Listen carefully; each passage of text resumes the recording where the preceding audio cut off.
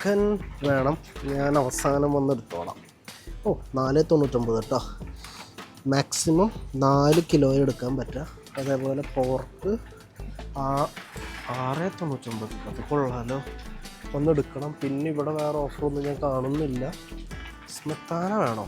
സ്മെത്താന വേണ്ട, വേറെ എൻ്റെ ആവശ്യമുള്ളതുള്ള സ്മെത്താന എന്ന് പറഞ്ഞു കഴിഞ്ഞാൽ ക്രീമാണ്.